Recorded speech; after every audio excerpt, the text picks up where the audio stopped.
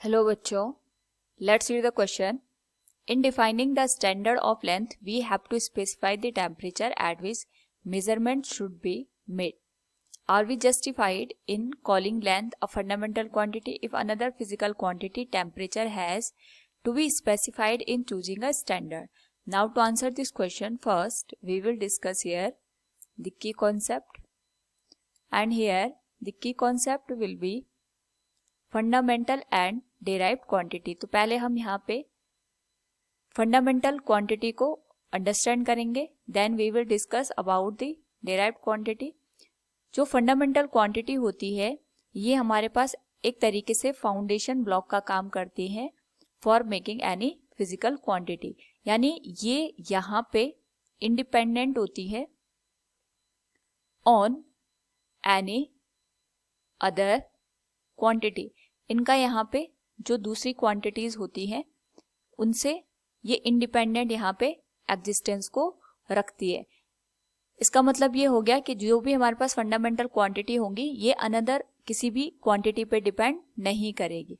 और अगर हम बात करें यहाँ पे डेराइव्ड क्वांटिटी की, तो जो हमारे पास यहाँ पे डेराइव्ड क्वांटिटी होती हैं, these are the quantities which depend upon the fundamental quantity. यानी जो हमारे पास यहाँ पे फंडामेंटल क्वांटिटी से मिलके बनी होती हैं ऐसी क्वांटिटी को हम डेराइव्ड क्वांटिटी कहते हैं. एंड इसको हम इस तरीके से भी डिफाइन कर सकते हैं which depends upon the other quantity, जो हमारे पास यहाँ पे दूसरी क्वांटिटीज पे डिपेंड करती है. नाउ पहले हम अगर क्वेश्चन को अंडरस्टैंड करें तो हमारे पास यहाँ पे ये कह रहा है कि जो हमारे पास लेंथ होता है, लेंथ की SI यूनिट हम यहाँ पे मीटर कंसिडर करते हैं. एंड जो मीटर होता है हमारे पास, ये हम अगर लेंथ की यूनिट को डिफाइन कर रहे हैं तो वी नो दैट यहाँ पे जो लेंथ होता है वो टेम्परेचर के साथ यहाँ पे वेरी करता है. जैसे जैसे टेम्परेचर हमारे पास चेंज होगा, टेम्परेचर के चेंज होने से कोई भी हमारे पास मटेरियल है उसकी लेंथ यहाँ पे चेंज हो जाएगी. तो क्या हम जो मीटर की डेफिनेशन यहाँ पे इन SI यूनिट डिफाइन करते हैं, तो क्या हम लेंथ को एक तरीके से फंडामेंटल क्वांटिटी कह सकते हैं, क्योंकि जो लेंथ है ये टेम्परेचर पे डिपेंड कर रहा है. नाउ यहाँ पे सबसे पहले हमें ये अंडरस्टैंड करना होगा कि जो SI यूनिट ऑफ लेंथ होती है इसको हम मीटर में कंसिडर करते हैं. तो इसके लिए जो हम डेफिनेशन का यूज करते हैं, we use here the concept of the wavelength.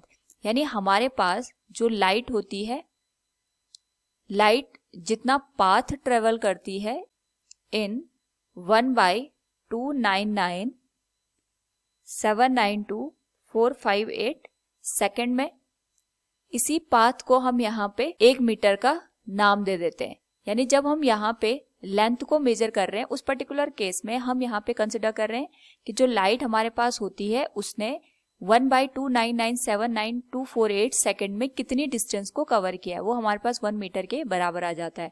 तो जो हम लाइट को कंसिडर कर रहे हैं, यानी एक तरीके से हम यहाँ पे लाइट के वेव नेचर का यूज करते हुए उसकी वेवलेंथ कितनी होगी 1/299,792,458 सेकेंड में, उसी को हम यहाँ पे 1 मीटर के बराबर कंसिडर कर रहे हैं. तो अगर हम यहाँ पे देखें तो जो हमारे पास वेवलेंथ होती है it is independent of the temperature.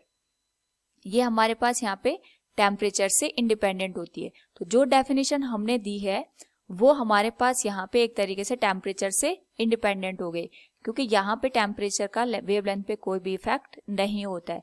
तो हम कह सकते हैं कि हमारे पास जो लेंथ हमने डिफाइन करी है इन SI unit, that is independent of the temperature. और अगर ये टेम्परेचर से इंडिपेंडेंट क्वांटिटी है और किसी भी क्वांटिटी पे डिपेंड नहीं कर रही है, तो ये अपने आप में एक तरीके से फंडामेंटल क्वांटिटी कंसिडर की जाएगी.